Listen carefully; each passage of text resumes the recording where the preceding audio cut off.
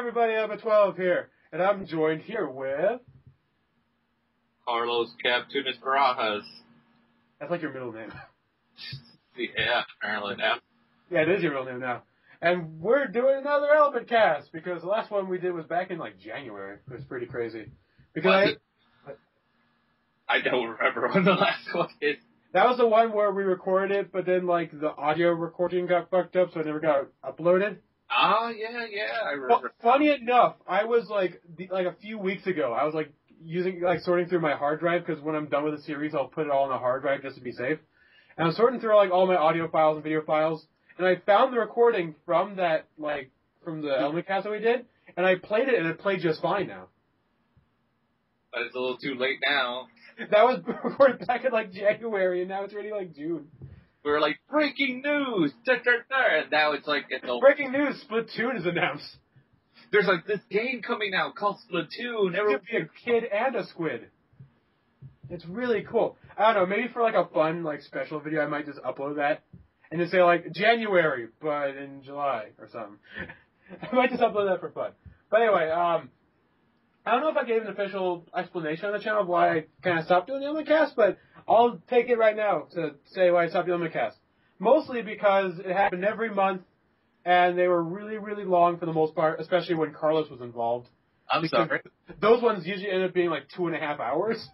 Those ones, every time you see one that's 2 parts, there's always ones that involve you, because they go super crazy long. Because we tend to ramble a lot. So, and I think they're so long, they take a long time to edit, even though you think, oh, audio, shouldn't be that long to edit, but because it's a big file, it takes a long time to upload and render properly. Right. So, and not only that, they weren't getting a super crazy lot of views, and we're just kind of talking about, some weeks or some months we just have, no exciting new thing to talk about, so it's this is a thing that happened, look at that thing, okay, that's cool. So, I feel I'm only gonna save this for special occasions. So, E3 just wrapped up last week, so I feel like this is a special occasion. And usually every year I like to do a little thing to talk about E3. So, this ElementCast, we're gonna talk about E3. Yep. One thing I will mention, though, is, it's separate, it's not E3 related, but I'm gonna mention this to you real quick, but I don't know if you saw this, but, you see the details about the new Dragon Ball Z series? Yes, I did. About what's called Super? Yep. About how the purple guy from the movies, I forgot his name for a second. Beerus. He's gonna be apparently a reoccurring character in the show. Yep, and there's he's being joined by another purple similar creature. Oh yeah, one that's kind of chubbier looking. Yeah, called Champa. Oh, okay. I didn't hear that name yet, but yeah, it's because Beerus is a play on the word beer. Oh yeah. And Champus is champagne. Yeah, champagne. Oh, there you go. That works. And Beerus' assistant is Wise, which is whiskey or some shit like that. Okay. So Toriyama likes doing he's driven to alcoholism at this point. Yeah. Where he's another Dragon Ball Z series? I thought I wrapped that shit up 10 years ago. God, okay, fine. I need another paycheck. It's how am I gonna name these characters? Looking around his apartment full of alcohol bottles. Beer. There we go. Well, all Saiyans are vegetables, so he was now what goes good with vegetables? Beer. All the Saiyans are vegetables, and all the gods are alcohol. Yep. That makes sense. But yeah, so that's just a random thing that had nothing to do with E3. Unless there was a Dragon Ball Z game at E3? I don't think so. No, not this time. Yeah, because Xenoverse already came out. Yeah, the only Dragon Ball Z game that's in the works has not even been confirmed for North American release. Oh, the 3DS one? Yeah, the 3DS one. Yeah, I've seen trailers and stuff. It looks pretty cool. Yeah, I think it's Extreme Boten. Yeah, something Boten. Yeah. Yeah. It has a 2D sprite style, which looks really neat. Yeah, and it has the most characters ever because there's support characters in there. Okay. So you got even Turtle. Turtle? The sea turtle. Yeah. Sweet. Oh man. I was is that fucking Turtle? I was oh, okay. So the sea turtle finally comes in. Finally. The turtle. Stage. The But yeah, so let's talk about E3. There's a lot this year. I'm gonna do this as a general, just overall about E3. Is that this was I would say it's a neat E3. Like it wasn't really like groundbreaking in any way. Like usually every year there's like an announcement where it's like, oh fuck yeah, I've been waiting for that for like a million years. It's amazing. It's awesome. But like this year was just kind of like, oh, that's a cool thing. That's a cool thing. You gotta look at it, like, there were no consoles being, all the consoles are out, so there was no console news that you didn't know of. Oh yeah, I dig that, but like last year, like Nintendo dropped some like really big shit, like wasn't like the last year's when like Splatoon was first announced? Yeah, and there were no new IPs, I don't think so, because most of it was just like, hey, remember all those IPs that we announced before? Here's more gameplay of it.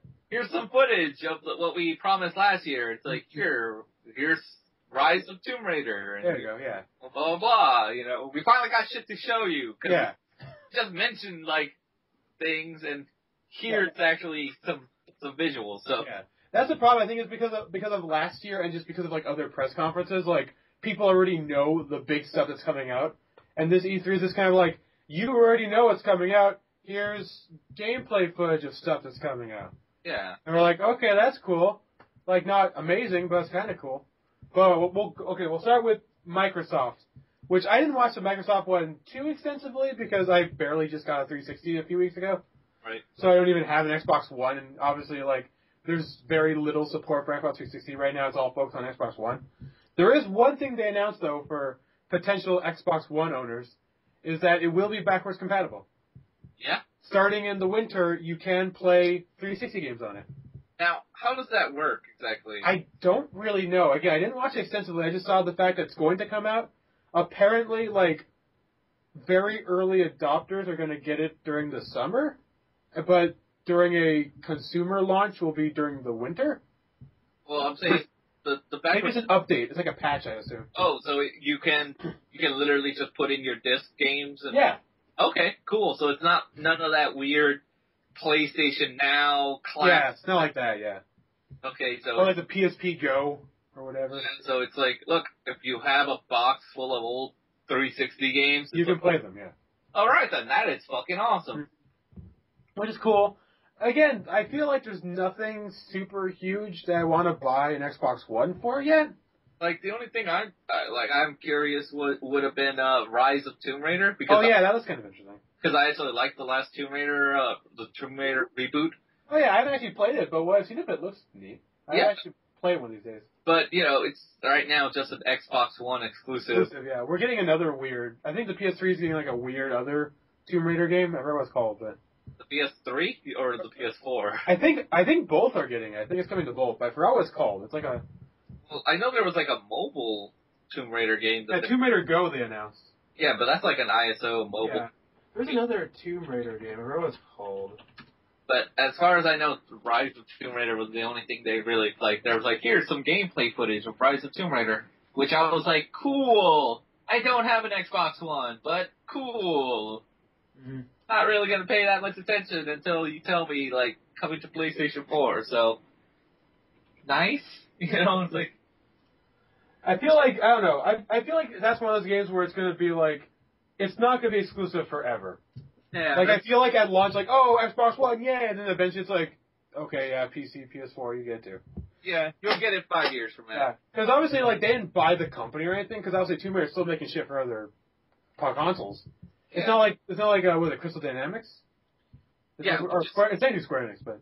Yeah, it's Square Enix. But that's the producer, but there's like another smaller company that works on the Tomb Raider stuff. I think it's Crystal Dynamics. So it's probably just like, here's an exclusive contract for like 5 years or something, and then like, or 4 or 2 years, and then once that contract's up, they'll be like, hey, PlayStation, here's your port of it. Yeah. It's basically, it's like the guys from Tomb Raider working on the game, and Microsoft shows up and is like, hey guys, you're making a new Tomb Raider game? It's like, yeah, it's the sequel to the one that came out a few years ago. It's like, here's a big sack of money. Can we have it first? Okay, here you go. So that's how it went. It's more of an exclusive in the vein of sense, yeah. In Resident Evil 4. Yeah, it's not like a Bayonetta 2. Yeah, like it's exclusive. I feel like it's gonna be a timed exclusive. Yeah, so like it screams timed exclusive. like I said, Resident Evil 4, because Yeah, Resident basically that was too was crazy. on the GameCube exclusively for a few years, and then after a while, it's like, here you go, everyone else gets it.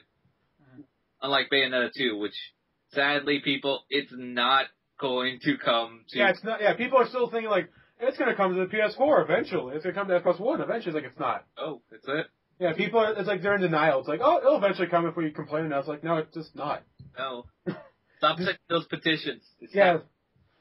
Well, I'll get to talk about petitions later on though. That's a fun one. Yeah, that was the Microsoft one. I don't have anything to say. Again, I didn't explicitly watch it. I just kind of watched like little tidbits of it afterwards. But let's see.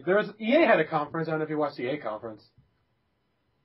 I saw glimpses of it. I know they don't just do that, but every time when I think of EA, I think of the sports. Yeah, that's a giant part of it was dedicated to sports. It's like, which I ignored EA completely. Sports. And I was like, yeah, I don't play sports games. Yeah. Fuck that. I know they announced a Plants vs. Zombie Garden Warfare 2. Which I'm a big Plants vs. Zombies fan, but I never played Garden Warfare, the first one. Uh-huh. Apparently this one, the big deal is that you can actually play as a zombie team as well as the plant team. I know that's kind of interesting. They released some Star Wars. Oh yeah, talk about Battlefront. Yep. Which again, I'm not super big into the Star Wars Battlefront series. I don't know about you. No. I've never played the originals. And people are saying this version's going to be really watered down compared to the originals. So there's nothing that's like explicitly exciting about it. So again, EA's was very ignorable for the most part. Their biggest thing was, I think, Unraveled. Unravel, yeah. Which is about like a plushy cat. Like made out of yarn or something. Yeah, it's like basically here, Little Big Plant made a lot of money. Here's this. Can you give us money? It just reminds me of what, like, if you mix Little Big Planet with like Yoshi's Woolly Wool. Yeah, there you go. Yeah. And there's like, and instead of a dinosaur, he's a devil, or is he a cat? I thought he was like a devil. I don't know. Oh, people are saying he's a cat.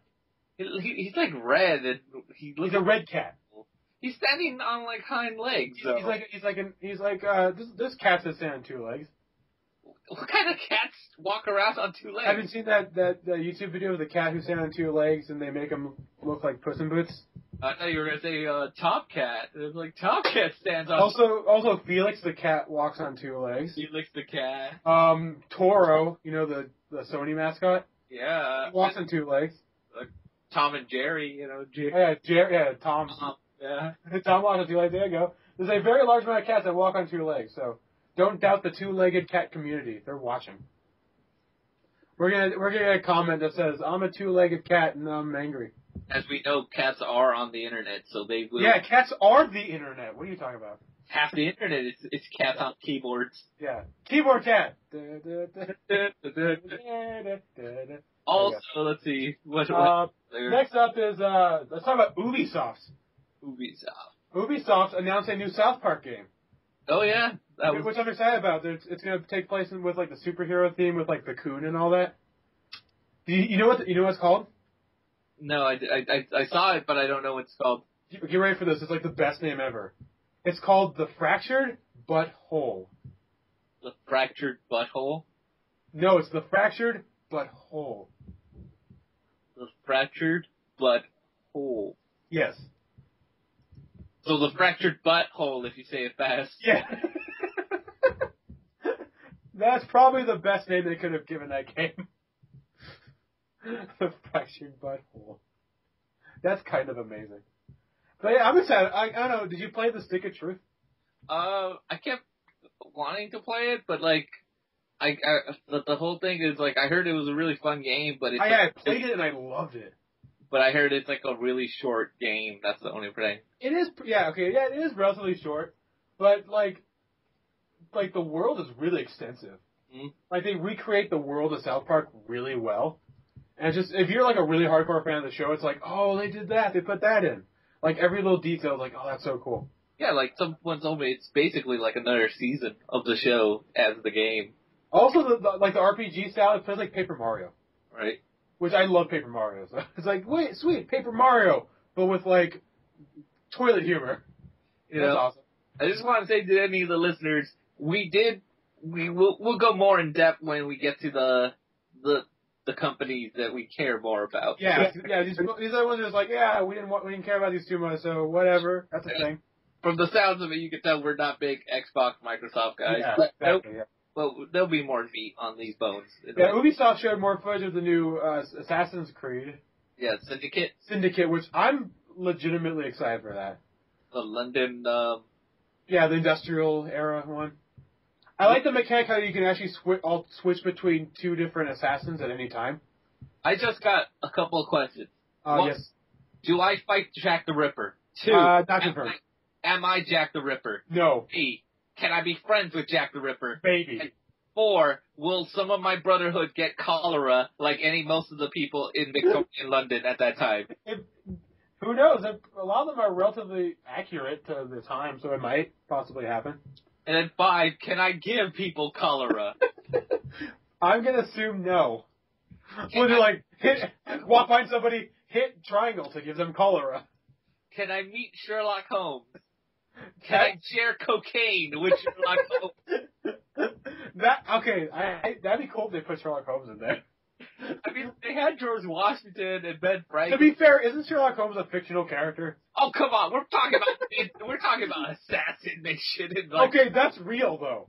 Oh, those are real. But that's historically accurate. The stuff we have done in that franchise, I think we can put sheds of fiction in here, alright?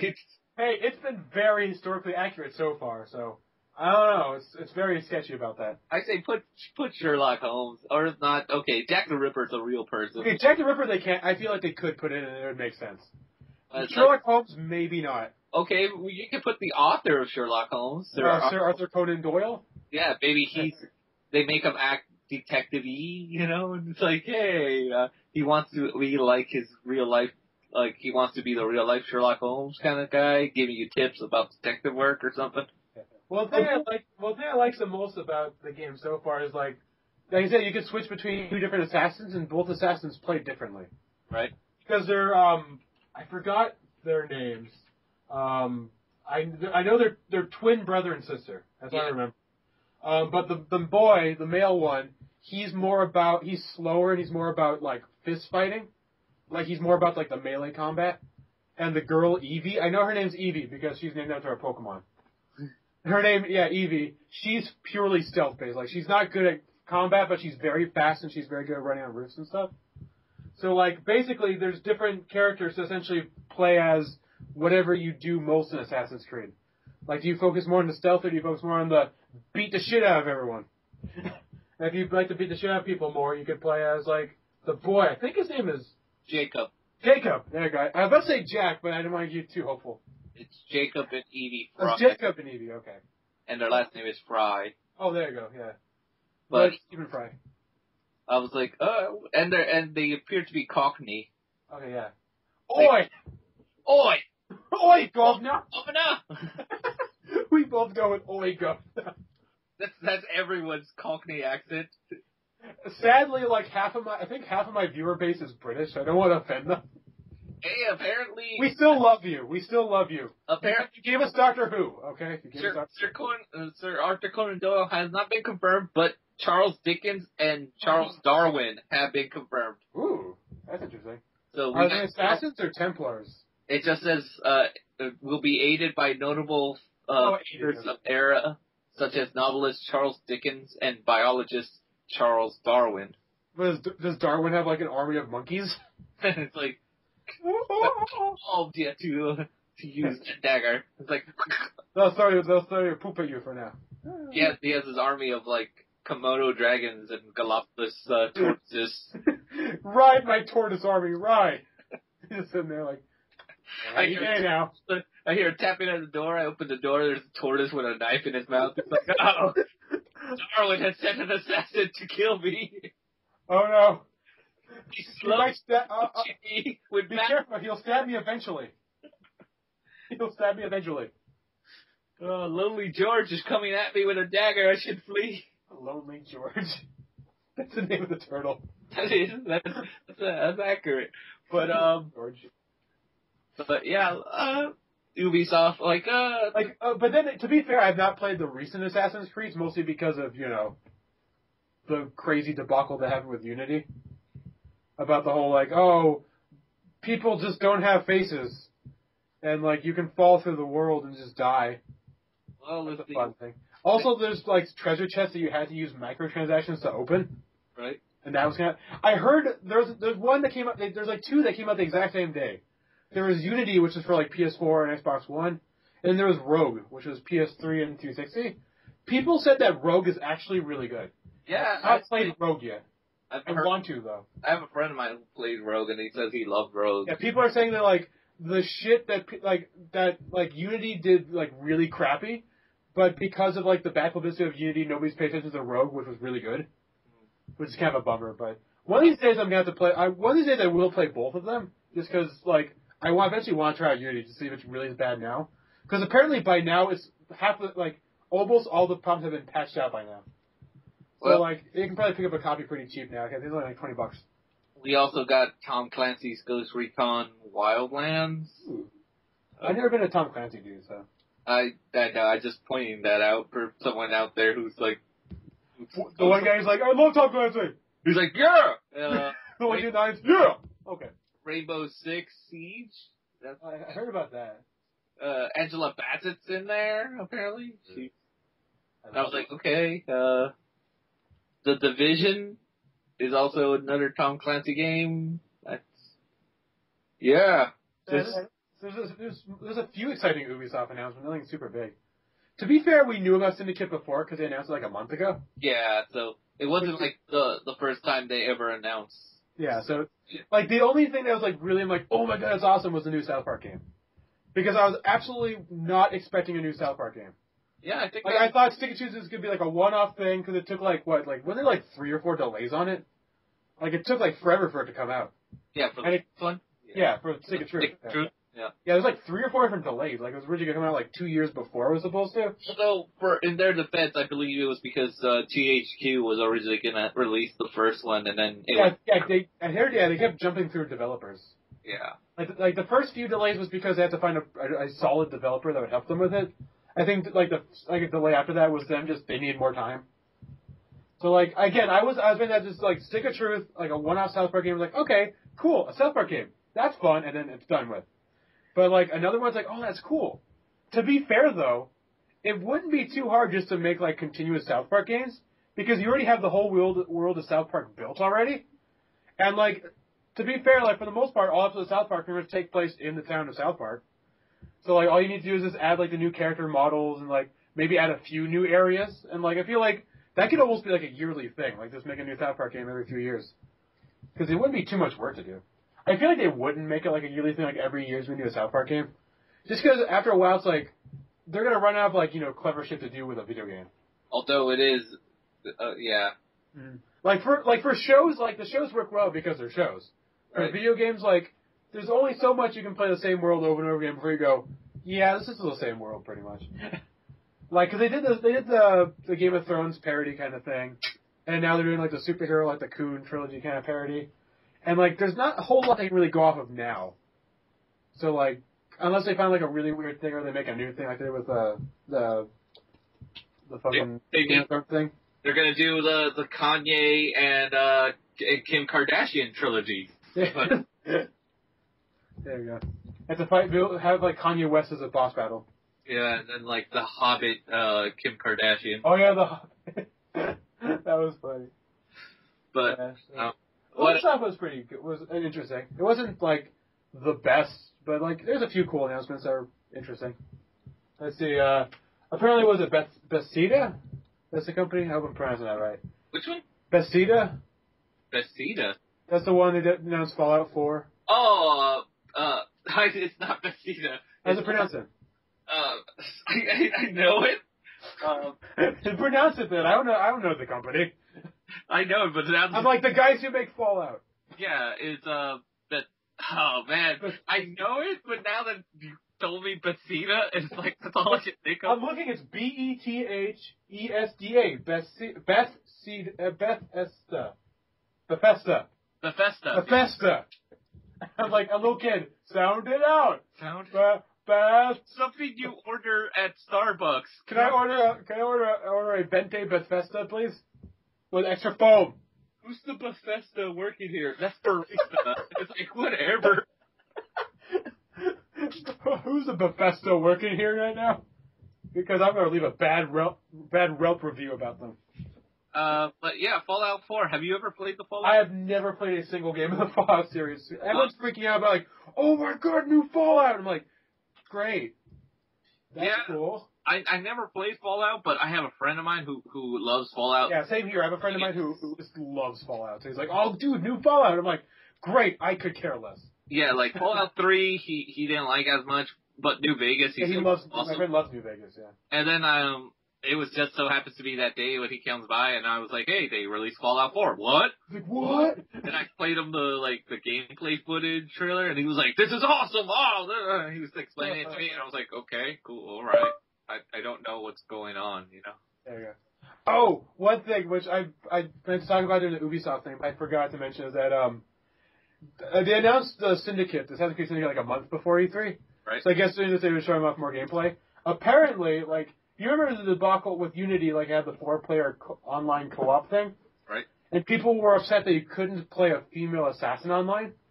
Now and they said the reason was because it would take more time to create an entirely brand new character model. Which, as a game developer, that's a legitimate reason. I've made games before. It'd be hard to make an entirely new model. Especially, like, for, like, a game like a AAA game like that. So, I can see why these people were overreacting. Because basically, the players you play as are basically the same dude, just recolored differently. And like, red, look, I'm red. Look, I'm blue. Look, I'm green. Look, I'm yellow. Yay. Together, we are the assassins. I don't know. But apparently, like, this trailer came out where it was like a mini, like online thing where they talked about Syndicate. And they showed off, like, Evie and Jacob, and everyone's all excited, like, sweet, we can play as a new assassin. There was an article, I'm not sure if you read it, but apparently they're calling this game, feminist exploitation. Because they're trying to exploit feminists by adding a woman in the game. Is that what they... I just thought there was like, this is actually the logical thing to do. Well, according to feminists, they're trying to exploit feminists to get them to like the game. It's like, well, that's honestly, I don't really want to talk too much about it because I don't want to make this like a big feminist gamer conversation that spews into 30 minutes. Hashtag Gamergate. But as we know, female gamers play games with male protagonists. Yeah, I play, and dudes play a game with female protagonists too. Yeah, so it's not like, it's like, oh, Tomb Raider, Lara Croft, no. Boo! I'll play it when it's Larry Croft.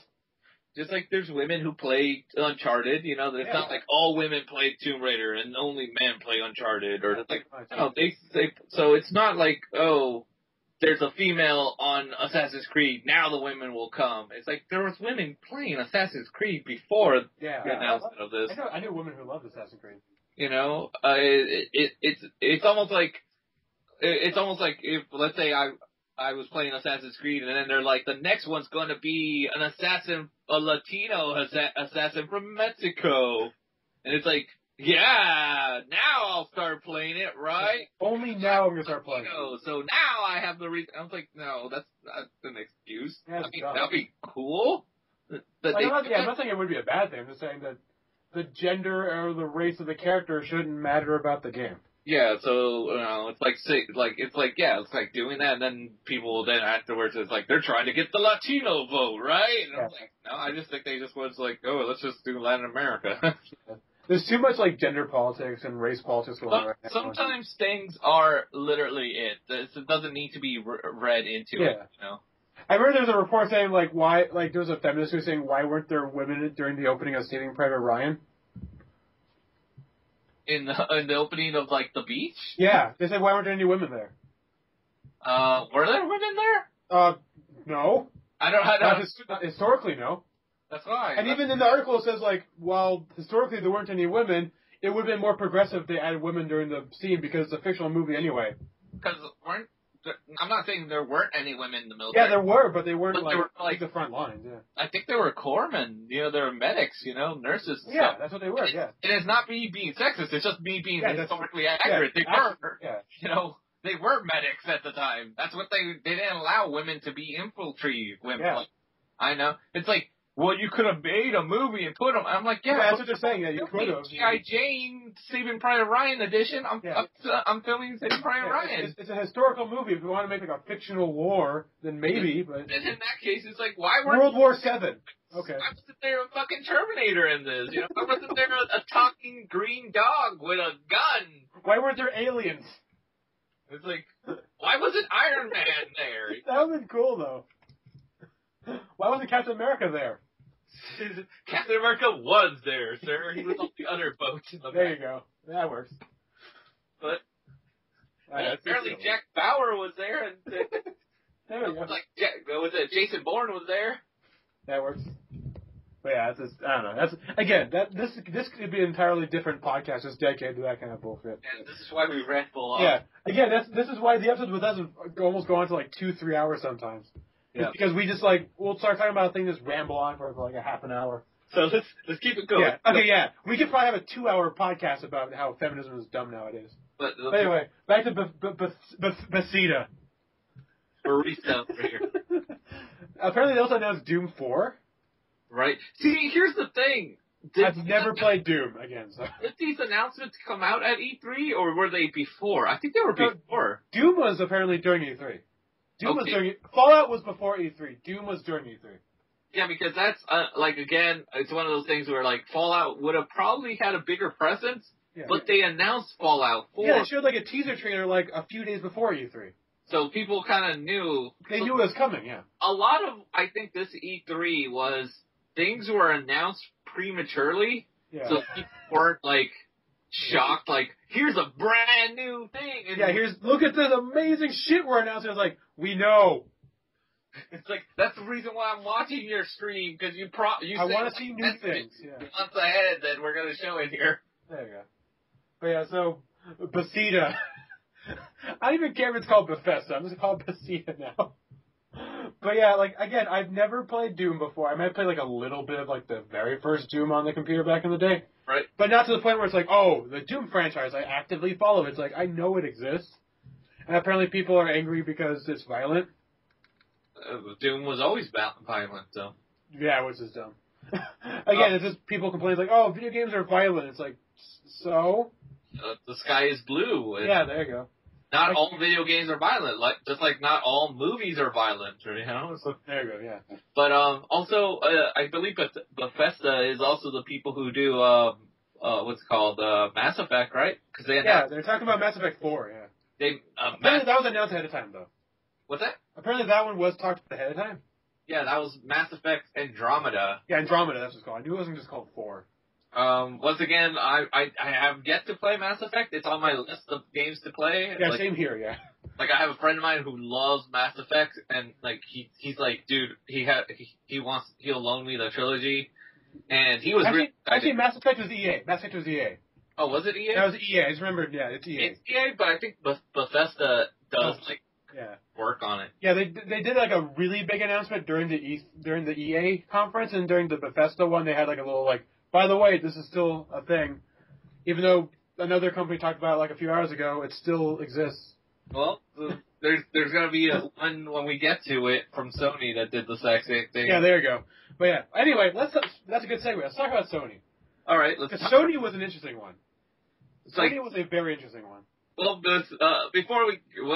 Sony basically, because Sony doesn't have anything on their own, they basically cover other things. Company stuff, yeah. They're hey, let's steal some of Capcom's thunder by Street Fighter 5. Okay, to be fair though, Street Fighter 5 is a PS4 exclusive. That is true. So at least it makes sense that they're talking about Street Fighter. And Capcom doesn't really have his own panel, so it was it's like Nintendo talking about Bayonetta. So it's still exclusive, yeah. Street Fighter 5. Maybe Cammy and Birdie. Maybe if we didn't know there was a Street Fighter 5 and they announced it here for the first time, we would be but it's we know there's Street Fighter 5, we know it's exclusive. We're just just show us the roster. That's what this E3 was. It was a teaser showing off 2 more characters. And because before today, we've only known about 4 characters, which is Ryu, Chun-Li, M. Bison, and Nash. Yeah, Charlie. Charlie. Is he called Charlie in this one, or is he called Nash in this one? Well, Nash is... It's called Nash in this game. Nash is his Japanese name, and in America, he's Charlie. Oh, okay, so he still will be called Charlie, yes. For normal purposes, people have adopted both names and made Nash his last name. So Charlie Nash, yeah. So he's Charlie Nash. Yeah, because I remember his trailer is called the Nash reveal trailer. But, just like Akuma is Goki, you know. Yeah, there you go. That's the thing with Capcom. They keep trying to make it like as if this is like Smash Brothers or something. And it's like, we're gonna keep teasing. Oh yeah, here's it. Yes, look at this character. And it's like, dude, we know who most of this roster is. Yeah. Like, hey, look, here's Ken. Like, we didn't. Whoa, Ken? Be in this. He's like been in every single fucking Street Fighter. Yeah, like again, they show up like M. Bison's not a dramatic reveal. You know, M. Bison's in every game. Like Charlie was absent for a few games, so Charlie was a cool reveal. This is retarded. It's almost like if apparently Birdie was only in like one game. Birdie was in 2. He was in 2. He was in Alpha, and he was in Third Strike. He wasn't in Third Strike. He was in Alpha series, and he was in Part 1. Okay. Part 1. There you go. But yeah, he hadn't appeared in a while, so that's kind of a cool reveal. Some of these reveals are stupid. It's like if Cammy's not a dramatic reveal. Cammy's been there since the beginning. It's like if Smash decides, hey, we're gonna do some reveals. And guess what? Luigi. Here's Luigi. Here's Mario. It's like Link. Yeah, like we didn't think you were not gonna put Mario in there. Yeah, it's a little bit silly. So I'm like you know what would be a dramatic reveal if they brought up like Rainbow Mika. Yeah. Like she was literally only in one game. She was in the Alpha one. Yeah. Did they put her in 4? Nope. She was only in one game. All right, Rainbow Mika. I love her. She's like my favorite Street Fighter girl. The wrestler chick. Yeah. She's awesome. She's Butters. She's Butter from. Oh no, what's her name? Not Butters. Fucking Bubbles. She's Bubbles from the Powerpuff Girls grown up. As a wrestler. Yeah. Look, she has like the pigtails. She has blonde hair, blue eyes. She's basically Bubbles from the Powerpuff Girls grown up. Like, I would like really would it be awesome, some Rival Schools characters. Oh, this is a new Rival Schools game. That'd be awesome, too. But I'd be excited for that. Like, here's Batsu from Rival Schools. I'll be like... Yeah, there you go. That'd be fucking cool. You know, put in some other characters, you know, or some brand new characters. Like, here's Mel. Mel. Son. I love Mel. You know, the son of Ken. And it's like, all right, we're getting some new blood in here. They should have, what's it called? I know Crimson Viper as a child. They should have Crimson Viper's kid as like a... But I think she will still be a little bit too young. Oh, yeah, okay. So, yeah, it might be a little kid. So but have like a 5-year-old fighter. That'd be fun. It depends on how long it's been since 3. Yeah. Because the timeline for Street Fighter is so fucked up. I don't even think Street Fighter fans know the timeline for Street Fighter. Timeline. Chronologically speaking, if you want to play the game in chronological order, you play Street Fighter. You play Street Fighter 1. Okay. Which also good luck with that. Then you play Street Fighter Alpha 1 through 3. So Street Fighter Alpha, Street Fighter 2, Street Fighter 3. Mm-hmm. Then Street Fighter 2. And 2, yeah. Then you play Street Fighter 4. And then you play Street Fighter 3, because according to Capcom, 4 comes before 3. That's weird. And then you play 5. Okay, there you go. So, and mind you, Alpha is known in Japan as Street Fighter 0. Okay. So, according to Capcom, the number sequence is 1, 0, 2, 4, 3, 5. Sounds like a bank account number. It's like, someone has to teach Capcom how to calculate. There you go, that works too, yeah. There. But yeah, so that was interesting. There was obviously the big announcement that everybody freaked the fuck out about. Which was Final Fantasy VII. I thought you were going to talk about Last Guardian. We'll talk about that too. Obviously, that's the thing I was the most excited about.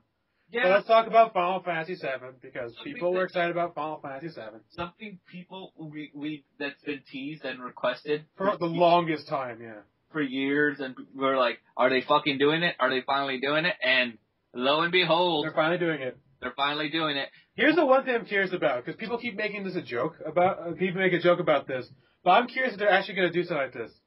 If they're going to make a way to bring back Aerith. Like Aerith Revival DLC. Yeah, either DLC or even in game. let's not. I don't Well, want. apparently, again, I've not played Final Fantasy VII all the way, but I've played maybe to the point where I've gotten Tifa as a character, so like not very far. What? I've had a friend who's played and beaten basically all the Final Fantasy games, Right. and she said apparently there's items in the game that are allegedly supposed to have been used for reviving her, but they never got completed. And also, you can get her ultimate weapon and her ultimate attack or something. You can get, if you work at it, you can get her ultimate weapon and her attack before she dies. Well, yeah, but that would be insane. Yeah.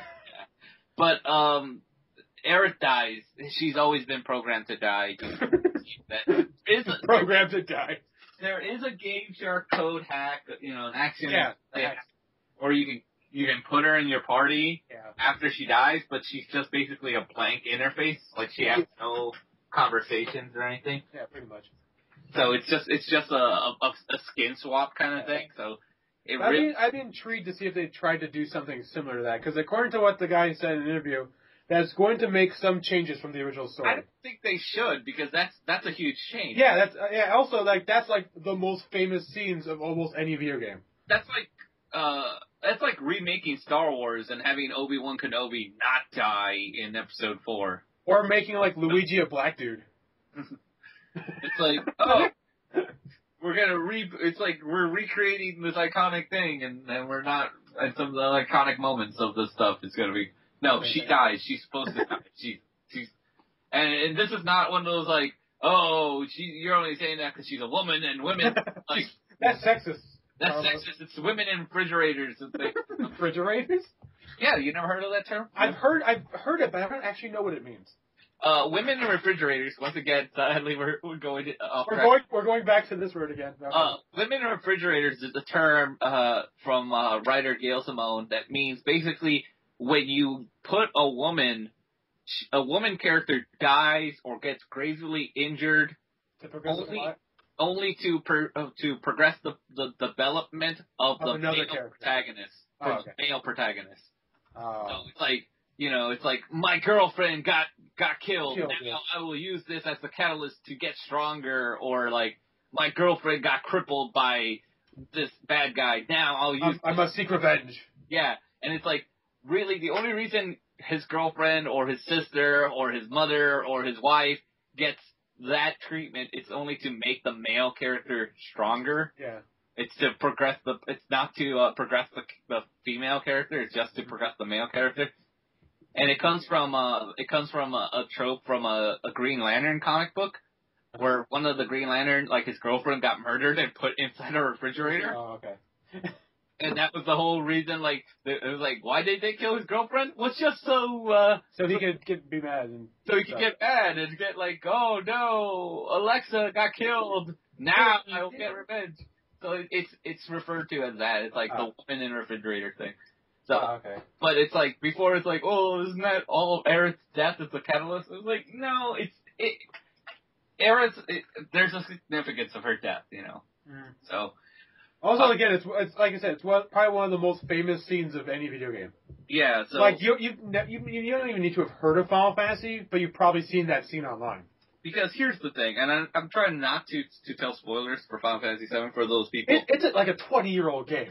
Yeah, but it's going to be brand new for a couple of people soon. Well, yeah, but people who are going to buy that game are people who've already played that game for the most part. Or people who've heard how good it is and experienced the magic. So so here, spoiler alert. What I'm going to say is skip like a minute or two ahead if you don't want to hear spoilers. Okay, go on. What I am going to say is, unlike other events like the woman in a refrigerator sequence of Green Lantern where his girlfriend got killed, and outside of that one issue where she died, they really stopped talking about her. Like, he almost grieved for her for one day kind of thing, and then almost forgot about her. The death of Aerith is impactful. It's like a lingering thing. Yeah, it's a game changer. Like, Cloud does not forget. It's not like the next town he's like, okay, let's just keep going. No. Hey, Tifa, how you doing? Hey, Tifa, you want to hang out? Even till the end, even until the sequel movies, Advent Children, the death of he's still constantly, like, thinking about it. It haunts him, because, so wait, that was his one true love, So it made him all emo. Yeah. So there you go. But again, that's interesting. Yes, I feel like they would, like, I don't know. I feel like it's a thing they could do, but I feel like it's not a thing they should do. My thoughts on this, I have kind of mixed feelings. One, I'm going to buy this, so this is a day one purchase, you know. For me, it's probably not going to be day one, but I probably will get it. I will. To me, it's day one because Final Fantasy VII was always one of my favorite of the Final Fantasy games. I beat it like 5 times, you know. For me, it's always either 1 or 5. So my favorites. I love Final Fantasy VII, so I'm gonna buy it. But here's the thing: on top, but when I saw the trailer, the initial reactions were like, "Yes, they're finally doing it." Mm-hmm. I was so happy. But then, as I kept thinking about it, I kind of laughed. And then the following day, when they did the Square Enix panel, it made me more laugh. And this is not. I'm not going into Square Enix just yet. But I will say this. I thought it was funny because what this shows, it shows that Square Enix as a company is in financial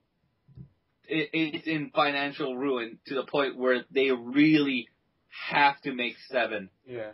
Because that was the whole thing, that everyone knew that there's one game that Square Enix could do that will make them guaranteed money. And Final Fantasy 7, yeah. Of 7. Like, everyone knew that. Yeah, basically.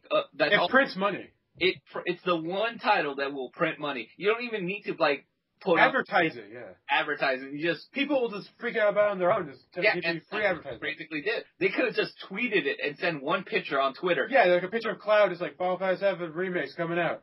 It's happening. And then like, the people just advertise it themselves. Yeah, compared to, like, Final Fantasy 20, you know, it's like... Yeah, 15. Which I'm not going to talk about that.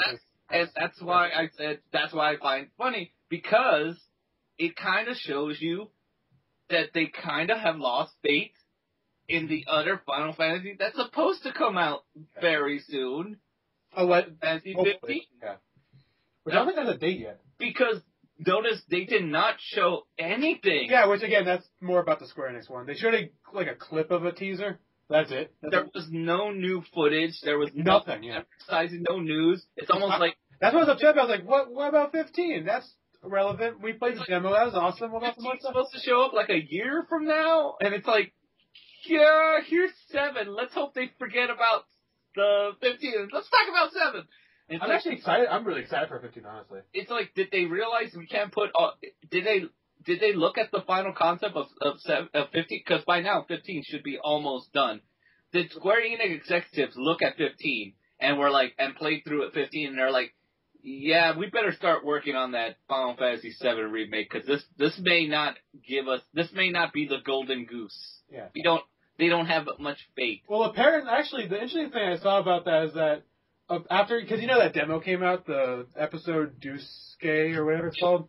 Apparently, after that demo came out, like, apparently the company was actually really seriously listening to feedback about the game, and they made like this really long, hour-long like podcast like presentation kind of thing where they just addressed every single issue and kind of talked about it.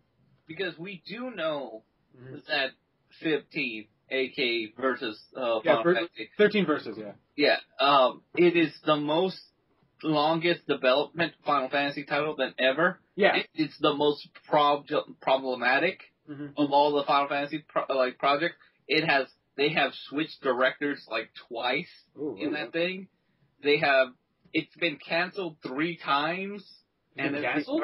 Yeah, like, he got canceled, and then they restart. This was more during the Versus phase. Oh, yeah, Versus, yeah. And, it's been really pretty rocky, yeah. Wonky to the point which, that's why I'm like, if tomorrow they announce, you know what, we're scrappy because there's problems with it, I would not be surprised. Yeah. Because it's like, yeah, it was the troubled child from birth, you know? It had complications since day one. Yeah. So, that's why I'm saying, I kind of do, this kind of does add more cloud to the fact that, Cloud! add more cloud to the fact that maybe 15 isn't that good, and they looked at it and they're like, yeah, let's release that. Let's finally release that remake of 7, because I don't think 15 will be the cash savior that we're hoping. Well, I played through the Final Fantasy 15 demo that they came out with because I pre-ordered Type 0. Yeah, and like I played it, and it's fun. It has issues, like it has definite issues, but I feel like they're all issues that can be fixed. In its defense, you played a demo. Yeah, it's basically a demo. Yeah. That part of the demo may have been like perfect, and then the rest of the game is broken, or it's like, look, I sampled this pizza, it's one area. and that one slice was good, but the rest of it tasted like shit. but it was that one good slice because they gave me that one good slice, and then the rest of it, the chef took a crap on the rest of it. So, but a lot of that demo was for people. A lot of the demo was for people to, like, you know, kind of get a gauge of the battle system and, like, kind of get feedback. Because a lot of people, they listen to the feedback because, like, a lot of general feedback was, like, the camera was weird and, like, the AI wasn't super great, and they are going back and fixing all those. Actually, a funny thing is, apparently, as, there's apparently, like, the US had, like, one big common complaint, and, like, the UK had apparently one really big common complaint. Uh-huh. But it's interesting, because the US's complaint is that the main character, was it Noctis? Yeah, Noctis. Yeah, that his voice sounds unfitting. I don't know if you've seen, like, any gameplay of the game so far. I've seen... Or, like, a footage of, the demo. I've seen people Let's Play the footage. But have you seen, like, the way he talks? Like, he has a really deep voice. I wasn't paying attention to their voices. Really. Oh, yeah. If you go to a part where there's, like, a cutscene or something, they're talking, he has, like, a really deep voice, and he's, like, supposed to be, like, a 15-year-old kid. Like, he legit looks like Sasuke from Naruto. But he has, like, a really deep voice, and the people are like, oh, he sounds like Batman. And they said, like, they mentioned the fact that they wanted to get the demo out there, and because of that, the voice acting for the demo was a bit rushed, but they have a different cast for the main game, and they're already recording their stuff as we speak. So, like, they were hoping for something like, hi guys, I'm Noctis! And it was like, hi guys, I'm Noctis. I'm Noctis. Pretty much, that's pretty much what he kind of sounded like. It's like, we want younger, okay? Here's a squeaky voiced teen going through puberty. Hi guys! Well, I don't know who they got to voice him, but apparently they got somebody better to voice him, though. But also apparently the most common UK complaint is that, what is it? I think her name was Cindy. Like, you saw the gameplay footage, like, she was the woman who was working on your car. Yeah, the female Sid. Yeah, actually, her father's Sid. Well, she's also playing on Sid, though. Yeah, Sydney, yeah. Or Cindy. Sid D. Yeah, Sydney, yeah. But her father's also named Sid, so that also works. But apparently the most common UK complaint is that her outfit was too over-sexualized. Was that the UK who was complaining? The UK made that complaint. Huh.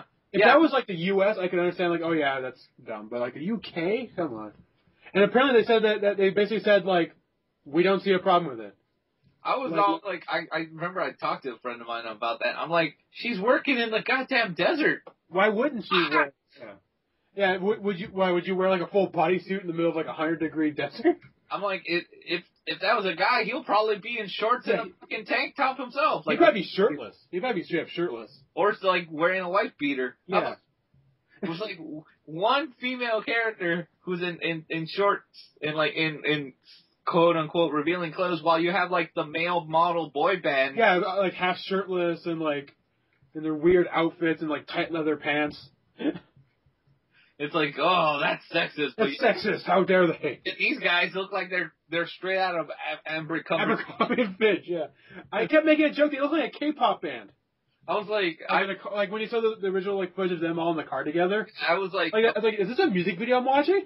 According to based on the trailer, I say this Final Fantasy is about the misadventures of a Asian boy band on their road trip, and Dude, where's my car? And their car breaks down because they got to make it to a concert, and they fight giant dinosaurs. Yeah, that works. Story is. That's a good story. I like it. And they got to play for Taylor Swift over there. What's her name? Stella. It's like they're playing for her birthday party, and that's why she's so sad at the table. She's like, "It's my boy band going to show up to serenade me." You promised me a pony and a boy band. And they're driving. I only got the pony. And they're like, "Bruh, we gotta get to the concert, bruh." Step on the gas, bruh. Bruh. Oh shit, a dinosaur, bruh. He was like ran into it. Totally, bro. Final Fantasy 15, the American adaptation. No, bro. Bruh. No. It sounds like a fucking South Park joke. Bruh. No. The much I'm just gonna be like, bruh. So yeah, that game was pretty right there good. for a second there, bruh. Oh, bruh. I always got your back, bruh. I got your back, bruh. Final Fantasy 15. The bromance begins. And like playing the dramatic like, choir music. Bruh. But yeah, that game was pretty cool. But yeah, let's see what else. But yeah, during Sony, they also again another Square Enix thing they talked about was the world of Final Fantasy. I don't know if you saw anything about that. Yeah, That's that weird like chibi one. Yeah, I was where apparently you can become chibi or non-chibi, and it'll affect how you. Talk about that on the Square Enix. Oh yeah, more about Square Enix. I'll tell you how to do that. Let's talk about Last Guardian.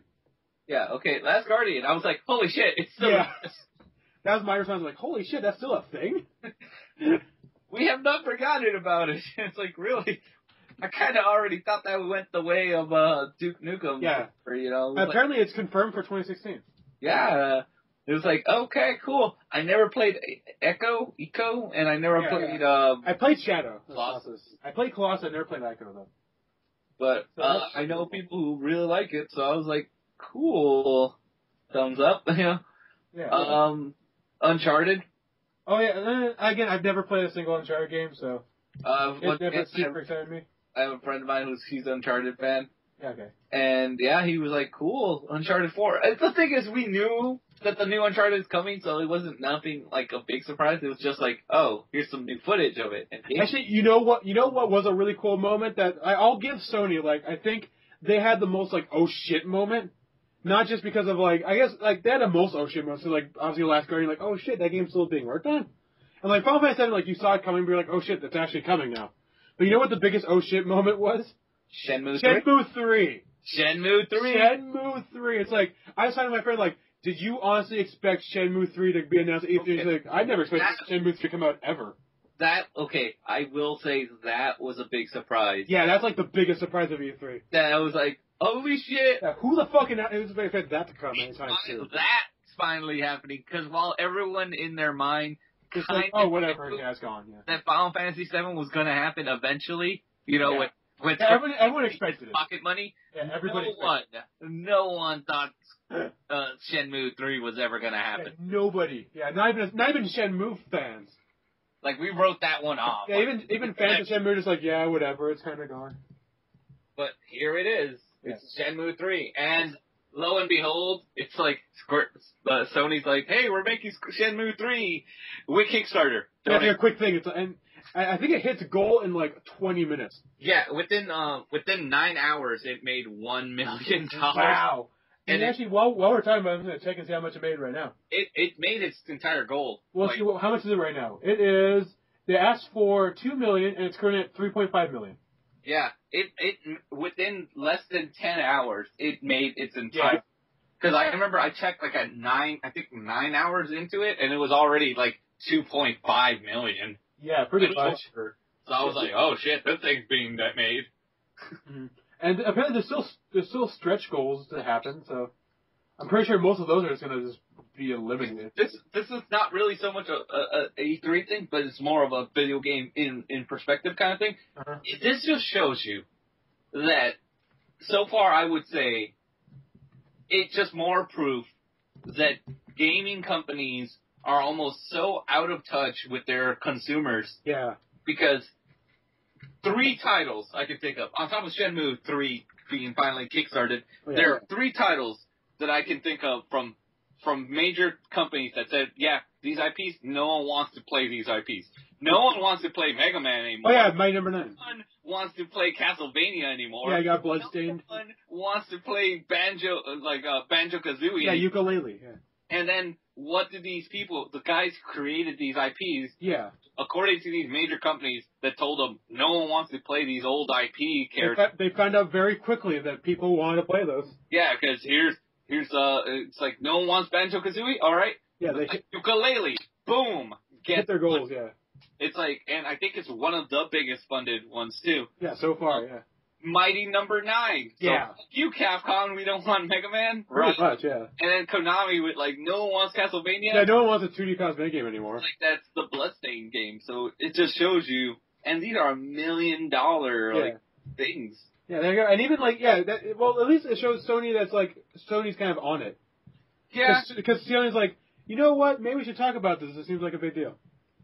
And like, at least it shows that Sony's like in at least some way is looking at it and going like, this Kickstarter thing is a big deal. Maybe we should talk about it in the sake of like, because technically I think Shenmue 3 is being done by like an indie team for the most part. Yeah. Because all these games are technically done by indie teams. Yeah, that's the thing. Like, Sony is the distributor of Shenmue 3, so they're distributing it. Yeah. So they'll distribute it, but it's like, you guys fund it and we'll put it out there. Yeah, pretty much. Yeah. Which is still part of a big part of video games. So yeah, Sony is helping out on this, but really, we are making Shenmue 3 happen. Yeah, and it's really cool. Yeah. Have you ever played Shenmue? No, but I've always wanted to. I literally just got a Dreamcast like a few months ago, so I still need games for it. I have Shenmue. I never played it. I have Shenmue. The problem with my Dreamcast is it came with a Dreamcast. I bought it at the Goodwill. It had a Dreamcast, 2 controllers, and a copy of Crazy Taxi for like $20. And it's cool, but it came with one of those like the memory card doesn't work though. Right. So I need to get a new memory card before I can actually play games on it. So, but as soon as I get a new memory card, I'm gonna try to pick up a copy of Shenmue. I haven't. I know 2 is on the Xbox, I think. Yep.